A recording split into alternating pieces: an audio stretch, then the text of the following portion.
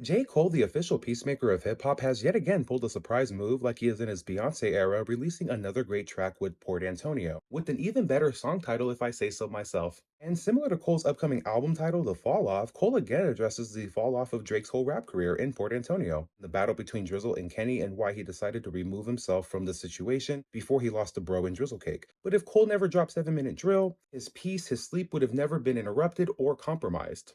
With J. Cole bringing up this battle between Drake and Kendrick months after J. Cole bowed out gracefully like Madonna after dropping 7 Minute Drill, I've always been in love with you. You took my life for granted. Why this show is over? I am kind of side eyeing the brother, but because J. Cole's one of the greatest lyricists, one of the best rappers that the genre has seen, we're gonna all give him some slack. We love J. Cole here. So obviously there are some critiques with the record, but there are a lot of highlights. So I want to go over that too, because at the end of the day, this is a really solid J. Cole record that he released outside of a couple of lines addressing the battle between Drake and Kendrick Lamar. Let's go over the highlights, starting with the sample. The samples on this record are very unique because you have a blend of two different artists with Cleo Soul and her 2021 record, Know That You Are Loved, followed with the iconic Lonnie Liston Smith's record in 1983, A Garden of Peace.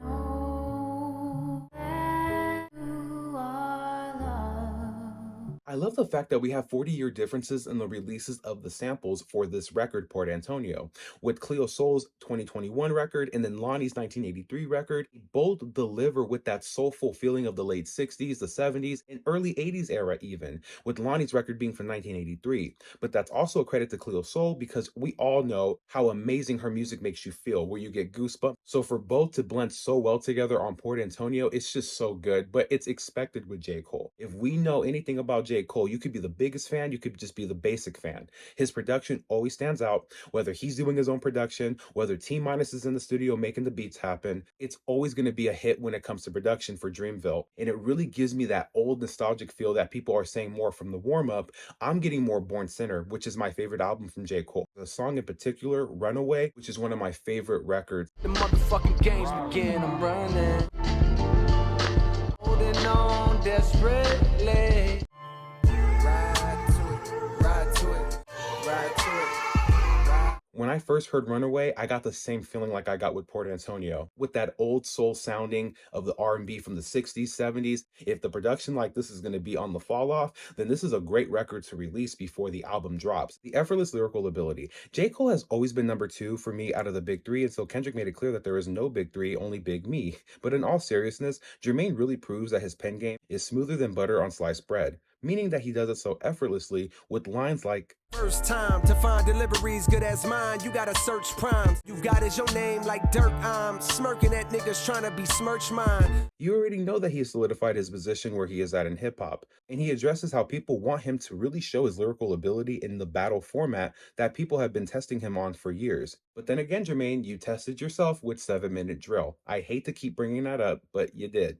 You did. But we love you, Cole. Like, this is how I want my legacy to be laid out. This is how I want y'all to remember me, being the mature, peaceful therapist of hip hop, but also dropping fire records and verses like for a lifetime, where you're getting that lyrical content that J. Cole has now in his career, where he's elevated so high, and that old school production that is super, super valued in the fan base.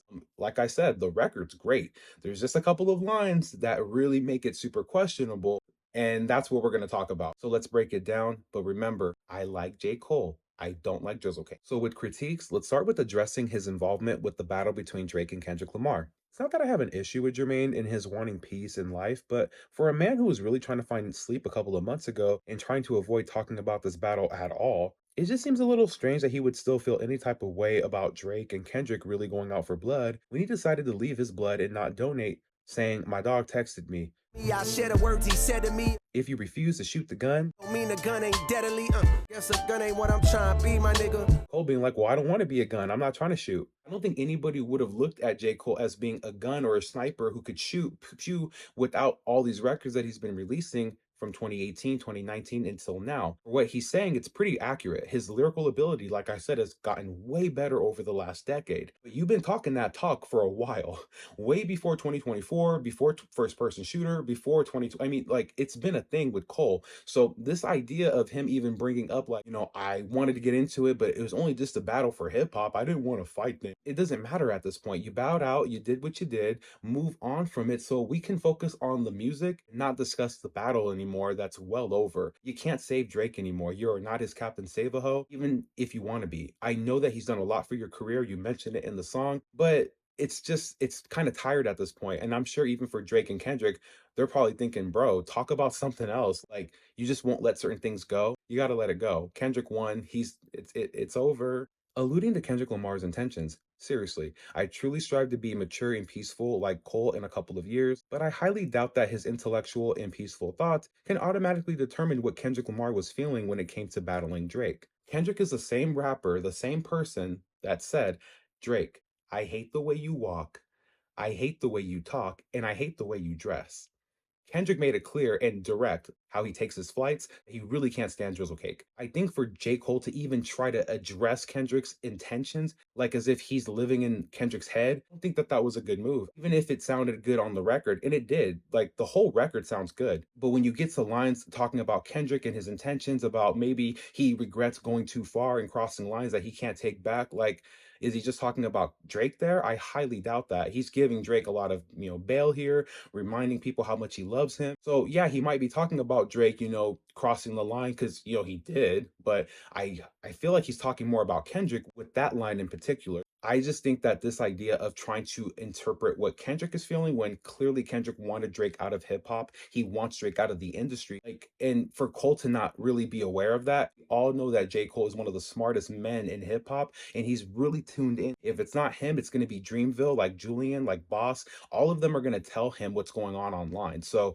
I don't think J. Cole had a position to even think what Kendrick was feeling, especially if their friendship is not as solidified and strong compared to J. Cole and Drizzle Cake. Another line that really struck a chord with me on Port Antonio, where Cole might be alluding to Kendrick Lamar's using bots and online media to dig up information on one another. Jermaine is no king if that means I gotta pay the whole team of algorithm bot niggas just to sway the whole thing. Just to determine who's the best in rap, which is complete cap. I'm sorry, when it comes to Kendrick Lamar, I think it's cap. Every rapper has a team, like Drizzle Cake, like J. Cole, like Kendrick. The team is going to be the first that go online and hear what's going on in the streets. They're going to be the ones that are getting connected with people with outside information. For example, Drake having a mole in his camp and then giving information to somebody on Kendrick's team giving it to Kendrick. Yeah, that happens. For Cole to kind of position it where like we're using bots to prove who's the best in rap. Well, Drake has always been doing that, not just with Kendrick, but with Pusha T, with Meek Millie, So, like, this is a trend with Drake, and it's not proven fact, but Kendrick's stance and what he's been saying in these records holds a lot more weight than what Drake is talking about. Like, Day Free, that was all bullshit. Like, those are Kendrick's kids. So, yes, obviously, Kendrick is going to get a little bit of help from outside sources or get a connection or call, like, hey, this is what Drake's doing, or this is what Drake's dirty laundry is. But every rapper does that, especially when you're in the battle rap format. Think about the 90s. You may not have gone online, but I'm sure back then you had your SkyTel pagers with the code like, hey, I got some information on this rapper. You can call me when you need me. 1-800 Sky Page when you want to see me on the streets. But the way that Cole made it seem like Kendrick was using bots just to make himself look better, he didn't need the bots. The record, Not Like Us, is a good record. Euphoria, they're great records. And it kind of alludes to Cole kind of downplaying Kendrick's catalog again, like he did with, To Pimp a Butterfly on the 7 Minute Drill record. That was really crazy within itself. And I don't think it's going to make him and Kendrick closer. So again, I like the record, but certain things like this, especially with the Kendrick assumptions, was definitely out of pocket, in my humble opinion. My final thoughts. I really appreciate the person that Jermaine Cole is outside of a rapper. He is just a genuine and good person, a good friend to have when you really need someone to lean on. But in my humble opinion, J. Cole wasted a great record on Port Antonio to even address Drake being sensitive and in his pajama clothes with Jermaine, and making it clear that he has a lot of love for Drake, doesn't care how the optics look. Well, buddy, no shit. We already knew that. And it's really sad because if we're really asking the same question, if Drizzle still loves Jermaine after the battle, the answer is probably not. But even more, he probably never cared about Jermaine as a friend because Drake doesn't really care about anybody in the industry, yet he expects everybody to love him and hug him and kiss him all the time and tell him he's pretty. So the right thing for Cole to do was to address Drizzle Pie for even disrespecting Jermaine with that little post claiming that Jay-Z doesn't answer his calls anymore. I'm sure Cole doesn't even care about that because he got everything he wanted out of Rock Nation, the exposure, the limelight. He's where he needs to be. Those calls with Jay, they don't really need to happen anymore. So, and remember, Drizzle Cake asked for this. So for J. Cole to try to defend him and fight for his honor is really pointless. I think, in my humble opinion, Drake has been using Cole to make himself look better in hip hop for the last 5 years. In my humble opinion, Cole should send a quick text to Drake with the abbreviations GOMD. What does that stand for, Dreamville? Get off my dick! Thank you so much for watching. Until next time, go be amazing and have an amazing day.